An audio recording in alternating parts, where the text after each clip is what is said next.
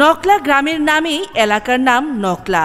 বের শিমুল গাছ চরাঞ্চলের শাকসবজি মানে এই নকলা উপজেলা।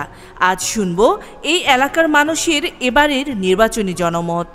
আসলে ভাইয়া কি বলবো, আসলে ধরেন যে নেতা তো সবাই হইতে চায়, ধরেন নেতার মতো নেতা কয়জন আছে, ধরেন জনগণের যে জানমাল রক্ষা করে এরকম নেতা আমরা চাই, যেন ভালো কোনো মানুষ, সে নতুন হোক বা পুরান হোক, আমাদের যে জনগণের পাশে যে দাঁড়াবে ওরকম নেতা চাই আমরা।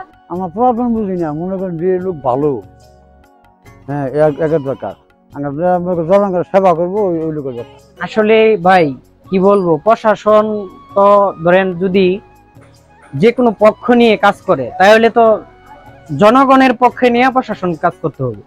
যদি কোনো নেতার পক্ষে নিয়ে যদি প্রশাসন কাজ করে তাহলে আমরা তো ভাবতেছি যে কোনো সুষ্ঠু বা নিরপেক্ষ নির্বাচন হবে না। যদি আপনার প্রশাসন কাজ করতে হবে নিরপেক্ষ বা যারা নির্দলীয় লোক তাদের মানে জনগণের পক্ষে নিয়ে কাজ করলে আমি মনে করি যে নির্বাচনটা সুষ্ঠু হবে এবং নিরপেক্ষ হবে।